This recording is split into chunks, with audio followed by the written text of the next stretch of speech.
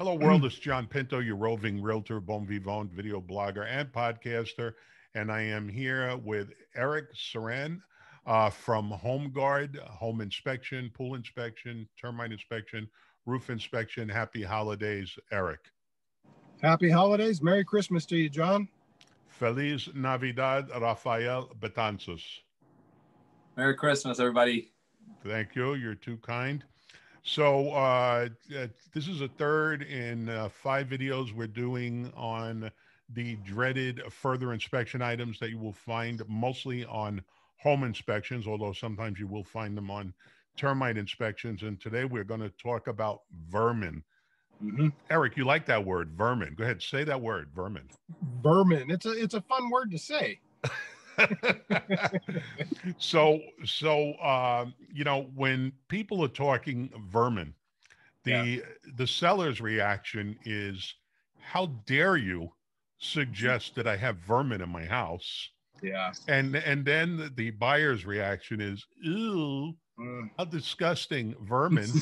And what I like to tell people is the vermin were here before you and I were. Yep. They allow us to live with them. Right. The best you can hope for is to vermin proof the house and keep them out. Right. What do you think about that? Yeah, you're absolutely right. You built a house where there used to be a field or a forest, and it was their backyard and their living room, and now your house just happens to be there. So don't get mad at the vermin for wanting to move in where it's warm. We're interlopers. So Right. so let's go down the list with vermin. I will give you my own points of view on the ones I find most onerous, and then go from there. Of course, rats and mice, I think, are the ones that I would have the most energy on uh, quote unquote weatherproofing the house or vermin proofing the house. Yeah. To keep them out. What words to the wise can you give us on access points, and how do we keep the vermin out of the house? You'd be surprised. It doesn't take a very big hole or gap in the siding or the trim or anywhere outside your house for them to get in. If they want to get in, they're going to get in. Or if there's an opening, they're going to chew their way so they can make it larger. But basically, keep the trees trimmed off of the house, because that's like a nice super highway for vermin to get in. Once they're on the roof, they're going to figure out a way to get in, whether it's through the roof, through some kind of a roof penetration, or climb under the eaves and go through one of the vent screens. Yeah. I remember once I was on my computer at my dinette doing some work, drinking some coffee, and I catch some movement out of the corner of my eye.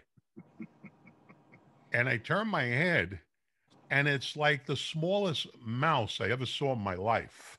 Mm-hmm. It was like no bigger than one of the marbles we used to play with as a kid.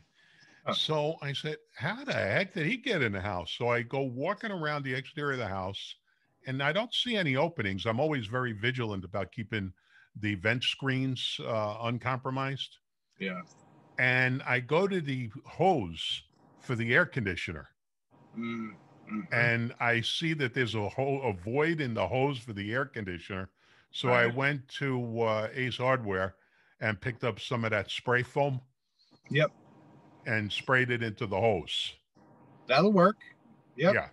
Yeah. But and you are right, though. I mean, when those vent screens that are like 4 inches above the ground, when you have a concrete perimeter foundation, are compromised, Right. or when people have tree limbs hanging over their roof, Right. they're just inviting all the rats and the mice in.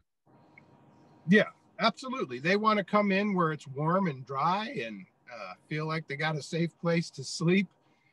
So it's not their fault. They're just doing their job. And what your job is to do is to prevent that from happening by being vigilant on the outside of the house and looking for those access points. And there are pest operators. I wouldn't call them standard structural pest control inspection companies because they're not really dealing with wood destroying pests and organisms. They're dealing with vermin who will come out and do an inspection and give a written bid to vermin proof the house. Is that correct? Yeah, absolutely. And if we've done a home inspection and we notice that there is vermin activity, then that's going to basically be our recommendation.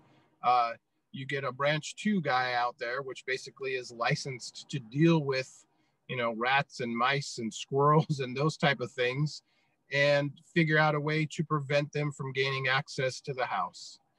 Yeah, it's pretty simple. And usually it's not that expensive to get it inspected and mitigated. No, it's not too bad. And obviously once you find out about it, you're definitely going to want to do something about it. Cut the branches, close the openings. I mean, that's basically it. Yep, absolutely. Yep. Yeah. Now, that said, as simple as that might be, what percentage of houses would you speculate are not vermin proofed? Well, I'll have to say I've been inspecting for 20 years now, and I would have to say, you're putting me on the spot, but I'm going to say about 65% of houses that I look at either have active or past vermin activity. I don't care if your house was $10,000 or $10 million. If they want to get in there, they're going to get in there. Yeah. No, I mean, it's not putting you on the spot. I mean, it's at least half. It could be as much as 2/3. Yeah, absolutely. And I guess the point of this video is people don't wake up in the morning saying, I think today I'm going to vermin proof the house. They're stealthy. It's not like they're making a lot of noise usually. Right. The whole concept of roof rats making a racket is something I don't think comes up. No. So I don't think it's been people's consciousness. Yeah, they're basically they're out of sight, they're out of mind, and they don't want to be seen, so they're going to be quiet and stealthy and remain hidden while you're in the house. That's right. So another anecdote, Eric. Another anecdote. Okay. One night, I'm sleeping second story. I hear a racket downstairs. Now I'm old school Brooklyn. I don't have guns. I have a Mickey Mantle 36-inch baseball bat under my bed. I knew you would. 36 inches. Raphael, the baseball player. Can you comment on a 36-inch thin handle, big barrel baseball bat as a weapon of opportunity? That's about the most Brooklyn thing I've heard all day. So I head downstairs, go down the stairs, walk through the entryway, walk through the dining room, walk through the hallway to the utility room, peek through the window, and there's 4 raccoons. I mean, and they play the bandits so well. Yeah. They play the band, because they got those little masks. Mm-hmm. Mm-hmm. And they're nonplussed. When you come down, it's like, who are you? Oh, yeah. And I got my cat in the corner, hissing at them, going, hissing at them. And they were just having a grand old time washing their hands in the cat water and eating the cat food and knocking over whatever cans and boxes were around. Yeah. So finally I had to do, an ambidextrous baseball bat in one hand, a broom in the other, opened up the door, finally got them out the kitchen door, and then made sure I resecured the doggy door. That's how they got in. They got in through the doggy door.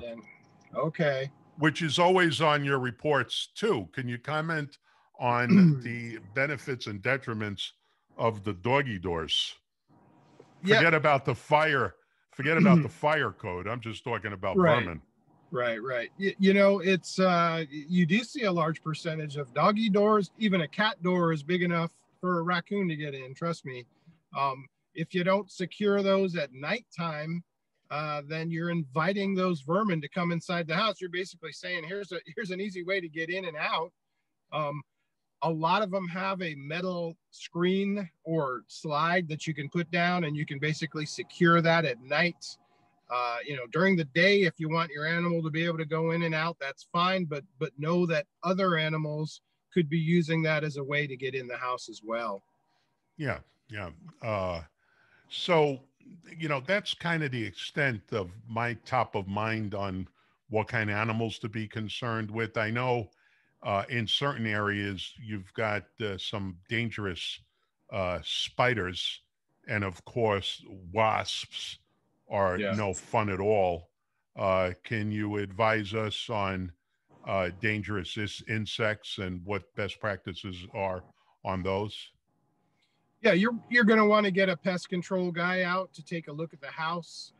Typically, myself as an inspector, I will point those things out, but that's not my area of expertise. But I feel that it's my job to point it out to you. And at that point, call the specialist out. He'll have a way to eradicate, eliminate, and basically make sure those critters aren't getting inside your house, annoying you, causing damage, and all kinds of other bad things to happen to your home. One thing I have not observed in my 47 years of real estate are snakes. Do you ever run into snakes?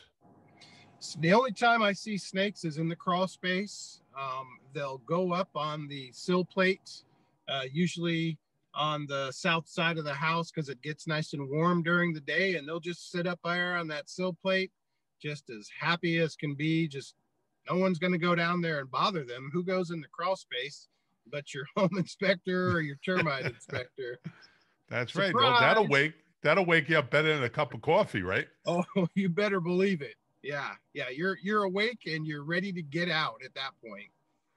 Okay, good. Well, I think we've gone down enough rabbit holes, rat holes, or whatever on this one. So, what closing words to the wise would you have to all parties regarding their due diligence and mitigation on vermin? Well, I will say if you do see evidence of some type of vermin activity in the house, for one, don't be surprised because a large percentage of homes do have that. And if you do see it, you're going to want to call the specialist out there to get that problem taken care of. Excellent. And Raphael, if people want to contact you for more information or to order any inspections, how do they do that? Absolutely. You guys can either call me or text me at the number on the screen, or you can actually email me at rbetances@homeguard.com. That's the letter R, betances@homeguard.com. Excellent. Well, that was delightful talking with you about vermin, Eric. I just wanted to say vermin one more time. Do you want to say vermin one more time? Yeah, I do. Vermin. Very good. Well, thank you for watching our episode discussing vermin and how to get them out of your house. And we will see you on the next video. Bye-bye.